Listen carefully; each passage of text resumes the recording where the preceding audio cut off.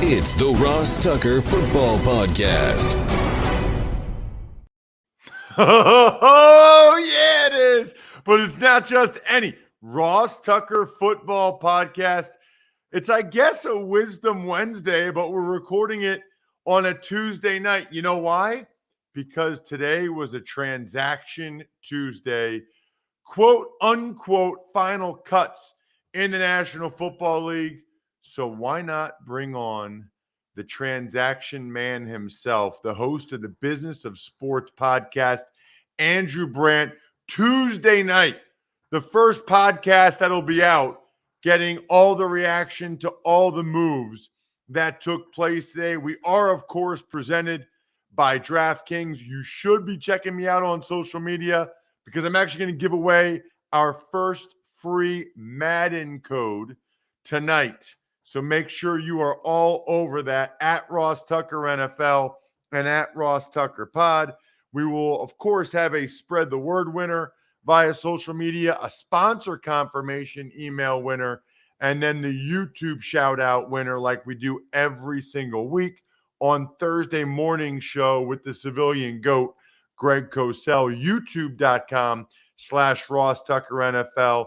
Shout out, by the way, to the newest Tuckhead on our private Slack channel. That is Spike, patreon.com/RT Media. Spike wants the even money best bets, of which we had several today as we went through our season win total bets. It's Big Show time. The Big Show.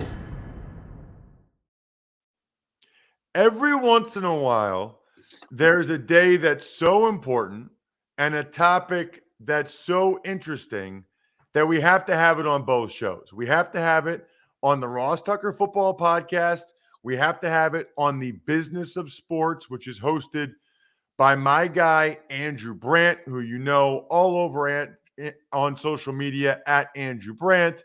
Of course, Villanova Law School, the former agent, the former lawyer, I guess still lawyer, I don't even know, the former executive, which is what we ask him about the most, although his agent side always comes up. Absolutely love the content that he puts out, whether it's the Business of Sports or the Sunday 7 newsletter, which I read every single Sunday without fail. Andrew, had to do this. I mean, if I was going to ask you to come on my show on a Tuesday night because I wanted to break everything down that happened today, might as well pop it on the Business of Sports as well. Yeah, good to be with you, Ross. It's been a while. And you know what? It's back at you because this is the Business of Sports podcast as well.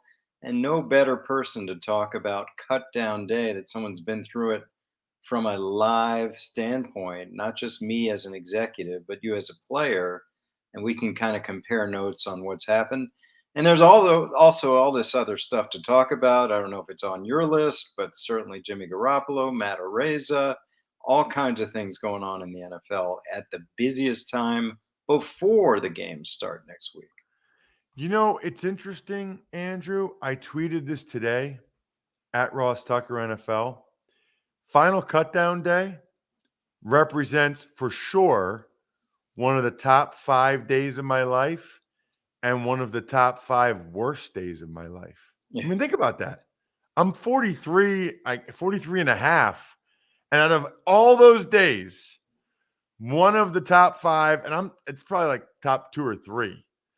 It's probably, well, after my 2 kids and my wife, probably 4th. And then certainly one of the worst days as well, a top 3 or 4 worst day as well. But you did mention the Garoppolo news, which I think is the most significant because probably the most surprising, Andrew. Break down exactly what they did and what you think of it. Yeah, Ross, this has been kind of sitting there all off season. We've seen so many quarterback moves, a lot of them early, right? With Russell Wilson and Matt Ryan. And then we saw Drew Lock traded. And then we saw Baker Mayfield traded. But nothing happened with Garoppolo. And I think that's the story here, where the 49ers had him on the market basically since last playoffs. You know, he's basically been on the market since January. And now we're 7 months in and no offers. I mean, what happened, we'll talk about the money in a second, but it really tells me there was zero trade market for Jimmy Garoppolo. Think about that. Guy that led him to the Super Bowl, led him to championship games, was at the helm, maybe would have gone to the Super Bowl last year, but for an interception that got dropped.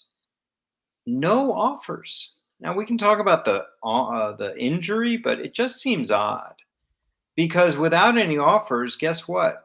He, with his hat in hand, he's back. And I guess what I want to say, Ross, is as of 2 days ago, he was supposed to make $24 million. It just shows you, as you know so well, the folly of these contracts, where now he's making $6.5 million, about 26% of that. And he's their backup, I guess, but I never expected him to stay on the 49ers, but probably they didn't either. They couldn't find anyone, I don't even think, to give a low round pick. So it's just odd that he's back, but he's back. And he's the backup. And it sounds like, he's, the guy they didn't want all offseason. They'll want him as Trey Lance gets injured. He's their guy again, just like old times. There's a lot here, Andrew. The first thing Yeah. I would say is I'm sure there was some trade interest in him, but nobody wanted to pay him $24 million. Sure. I mean, one of the first things I guess I think about, Andrew, is we've gotten to this point where there's like no middle ground. You're either making 40 plus million a year as the franchise quarterback, or like you're on a rookie contract, or you're a backup, and 6.5 is a high number for a backup. It is wild that it feels like there's like a $35 million chasm between being, declared the guy and not being the guy. Yeah. He was supposed to make 24 million with the 49ers or any other team. And I said this today earlier, his chances of making $24 million for the 49ers and any other team were the same as you and I making $24 million for the 49ers and any other team. It just wasn't going to happen. And you're right. When you look at trades these days, there's two parts. There's the talent part and there's the money part. And that's why players become so much more valuable on long-term deals, especially what you can say contract-friendly long-term deals. Yeah, maybe Jimmy Garoppolo's money held that up, but he's not an idiot. And Don Yee, they knew they were going to have to take a major haircut financially to play this year. I'm kind of thinking, Ross, like, who would have been the suitor? I guess people talk about Seattle, but what are they going to do with Drew Lock, who and they're starting Geno Smith? I mean, seems to me the musical chairs ran out for Jimmy G.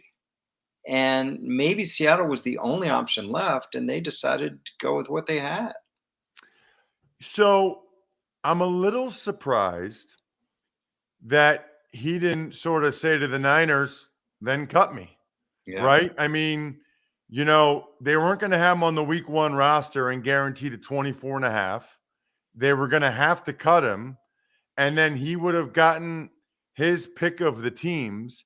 I have to imagine that Don Yee assessed the market and realized no one was going to give him that money right now.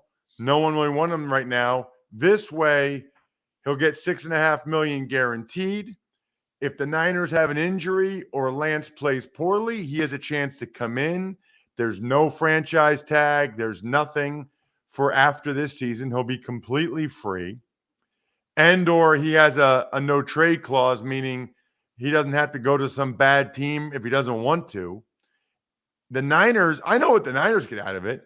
They get a heck of a backup quarterback for not that much money who might end up starting, and they still have Jimmy G to trade if another team has an injury. I guess Jimmy G wanted to lock that money in and be able to go somewhere else during the season if there's an injury. But I don't know. I'm a little surprised. They must have realized nobody was going to give it to him, Andrew. Or, there's the other part that they played Nate Sudfeld and Brock Purdy all these weeks, and they said, we don't like that. So I don't know. I mean, listen, what we're obviously not talking about here is Trey Lance. This was preordained a year and a half ago, right? They traded two, essentially three number one picks to take Trey Lance. He was the future. He's been the future. He's been the franchise for a long time. It's just that took a year, a la Pat Mahomes, someone that just sort of sat a year and now he's ready. It's his team. You do wonder a little bit about the psyche, still having Garoppolo there. But I think what's gone on with Kyle Shanahan and these two quarterbacks is it's been over and over said that Trey's the guy. And hopefully Jimmy G works with it. But what's interesting, Ross, is everything you read about this, he's not even been practicing, Jimmy G. Like he's been off in some other field. He goes home before they're done practicing. So it's like it's a marriage of convenience. They're kind of staying together. I think they're waiting for the next quarterback injury to try to leverage that situation for a trade. Something by the trade deadline. Of course, he won't be there next year. It's just kind of okay.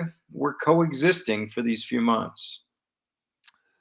Yeah, that all sounds good Right. until Trey Lance plays bad the first couple games and Niners fans say, uh-oh, we got to put Jimmy back in. It's a very, very, very interesting situation. I want to move on to some of the other things. Andrew, there's a bunch of trades. I mean, there was a bunch of trades. Most of them are of little consequence. It's late round pick swaps. It's conditional sevenths, of which I am the charter founding member of the conditional seventh club. Although I'm feeling better about myself, Andrew. I was traded for conditional seventh the very next year. Some of these guys now get traded for conditional seventh in 2024 and 2025. So I can no longer claim that I got traded for the littlest amount of things you can get traded for, because you can actually trade a conditional seventh in further away years. But that's most of the trades right now. I guess the big one that isn't quite like that is the Saints and the Eagles with Chauncey Gardner-Johnson. That was the biggest name trade so far today, I guess. Your thoughts on trades this time of year? Yeah, there are trades of players that aren't going to make the team, try to get something for them. We saw some trades in the past couple of weeks with players that weren't going to make teams. The Eagles, again, with the Seahawks, and Seahawks trading a cornerback for J.J. Arcega-Whiteside, who didn't make the Seahawks. But we have those kind of trades. And then just trying to figure out compensation for churn players at the bottom of the roster. Like you said, conditional sevenths, I think you can go out 3 years or 2 years plus. So that would mean the 2025, like you said, seventh would be the last pick you could put in a trade, a conditional.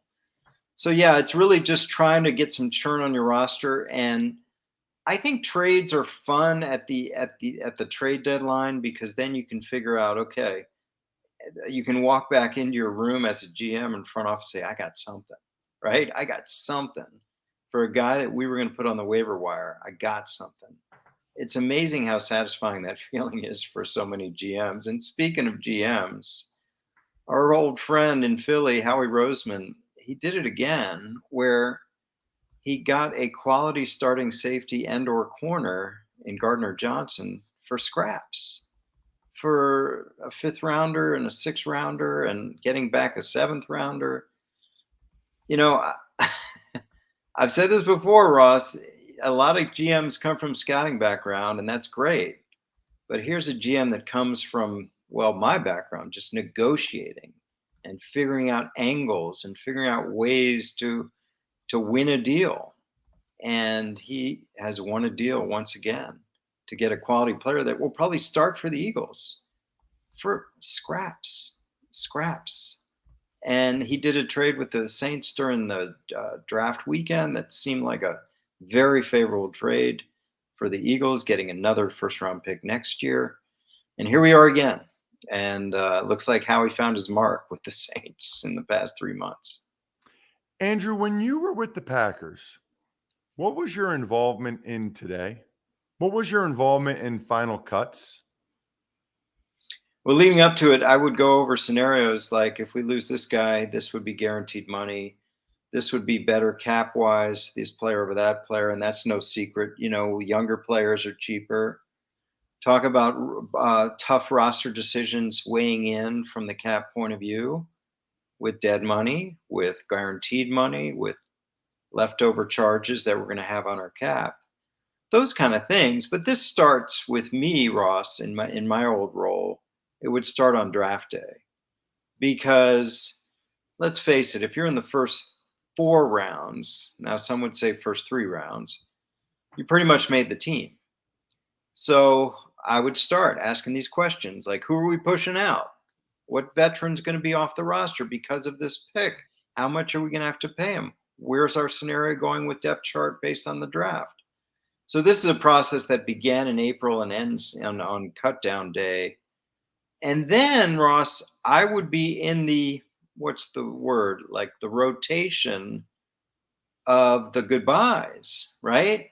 So in my day, it would be Reggie McKenzie or John Schneider or John Dorsey from our office at the Packers, where they come, bring their playbook. They're told they're not staying. They're going to be released. It's a tough moment.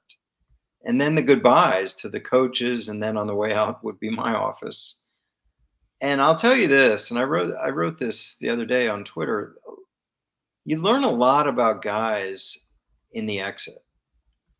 Some would have their fist balled up, can't believe it, cursing out, I can't believe they kept that guy over me, he stinks, whatever. And some would be incredibly professional and respectful. Thank you for the opportunity. This place was great. I will cherish these past 3 months, blah, blah, blah. And that made a difference. We talked about that. We brought players back that handled themselves that way over ones that didn't. So maybe players need to hear this because it does make a difference how you leave, even if you're told you're not good enough. That's interesting. I handled it differently depending on the situations. A couple times I was shocked, legitimately shocked, and I guess responded as such. Other times I knew it was coming and handled it much, much better. So when you were shocked, how did you handle it? Well, in Dallas, they cut me like in May after a mini camp, which just is a weird time to cut somebody. So I said to the guy, "Are you kidding?" His name is Bruce. He was like the guy in Dallas that would cut people. I'm like, "Are you kidding?" He's like, "No." And what's crazy is he came and sat next to me, Andrew, in the locker room. Like everybody's leaving. It's the last day of mini camp or OTAs. Everybody's leaving. And he taps my shoulder and says, "Ross, I just wanted to let you know we're going to be letting you go." And I was like, "Bruce, that's not even funny." Oh. He's like, I'm not kidding. Because I had started 7 games the year before, Andrew, and played well. So I thought, I knew I was going to be battling, but I thought training camp, helmet and shoulder pads on, like show what I can do. So I went to find Parcells. He was talking with Deion Sanders. I said, "Can I talk to you?" And he said, "Yeah." I said to Deion, "Hey, I got to talk to him." I was like, "You're cutting me after minicamp?" And he's like, "Well, here's the deal with this. Like, we're blah, blah, blah." I can't remember. I was just like, we didn't even have helmet and shoulder pads on. Very satisfying, by the way. After I got claimed on waivers by Buffalo and made the USA Today All-Joe team that year in 2003, he admitted to my agent that he made a mistake. And then, man, when Cleveland traded for me, started the last 3 preseason games, and then they cut me. I didn't even, I slept in. I looked at my phone. I had a missed call from the Cleveland number. I couldn't believe it. And I went flying in there. And I think I talked to Romeo Crennel first, and he had like nothing to do with it as the head coach. It was Phil Savage, a GM. And I was like, "Wait a minute, who are you keeping?" And I think, "Well, right now we got Lenny Freeman, and we have, I think his name is Rob Smith, an undrafted free agent. I was like, no, you're not. Andrew, it was like, I was like, you are not keeping Rob Smith over me. This is like, just tell me the truth.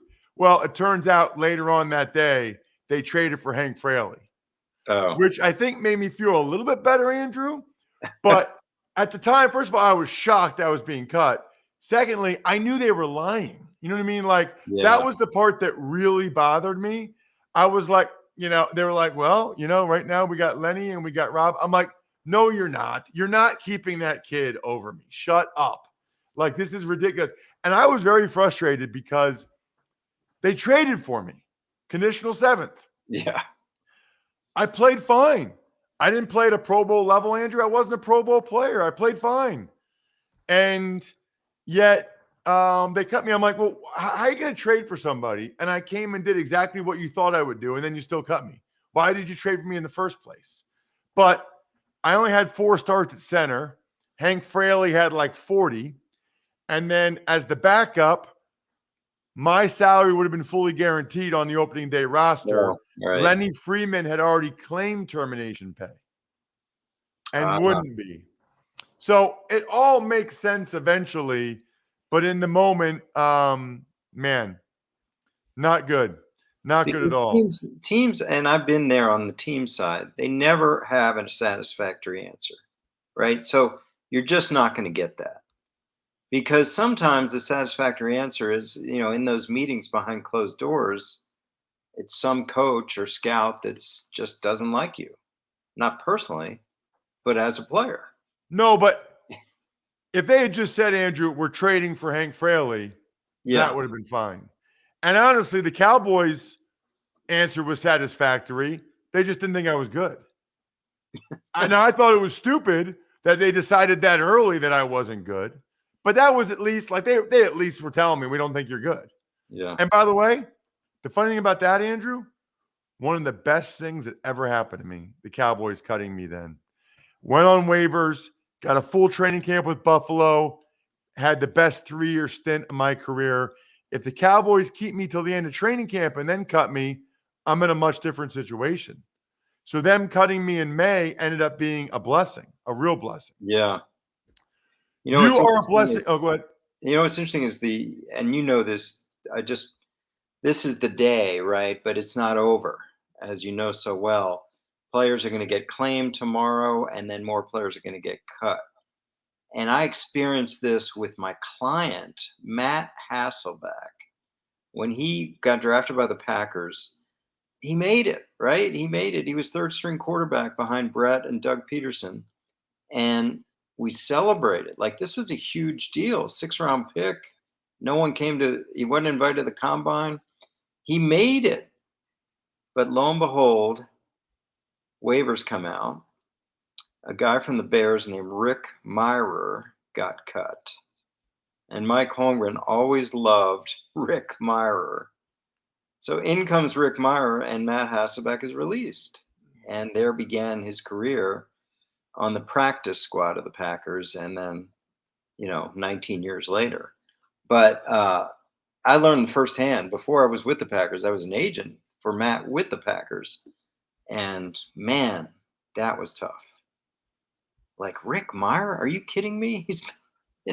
And so we laugh about that, including Rick, That's awesome. You're awesome, Andrew. This was exactly what I was looking for. Check him out on social media at Andrew Brandt. Listen, if you're watching or listening, or if you're listening to the Business of Sports podcast, check out my other shows. Ross Tucker Football Podcast will be daily next week. We got the Even Money Podcast for betting, Fantasy Feast for fantasy, College Draft for college football and college football betting and prospects. And if you're on the Ross Tucker Football Podcast right now, you need to be subscribing to Andrew. He's been crushing it. Nobody else has the content he delivers. Thank you, Andrew. Thank you, Ross. Glad we could do this. And thank you, AG1.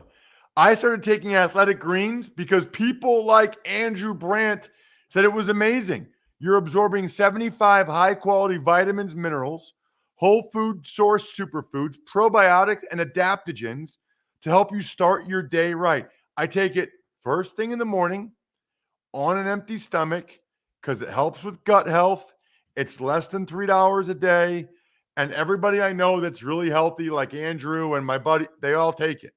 To make it easy, Athletic Green is going to give you a free 1-year supply of immune supporting vitamin D and 5 free travel packs with your first purchase. All you have to do is visit athleticgreens.com/Ross. Again, that is athleticgreens.com/Ross to take ownership over your health and pick up the ultimate daily nutritional insurance. Tuck's Takes. All right, let's get back to the Jimmy G deal. The Niners rework his deal, gives him $6.5 million guaranteed with some upside. It's great for the Niners, Bri. Great for the Niners, unless Trey Lance chokes with Jimmy G behind him. But if he does, then it's probably not the right guy. And I'm sure with Don Yee as his agent, that Jimmy put enough feelers out there to realize this is what's best for him right now until somebody has an injury anyway. Tuck's Takes. Dolphins signed defensive end Trey Flowers. I think that might be the most notable signing of the last couple of days. Trey just waited till camp was over, waited till preseason games are over, waited till final cuts. Yeah, I'll sign now. Season's about to be here. Salary guaranteed. All right, I'm ready. Tuck's Takes. Ton of trades.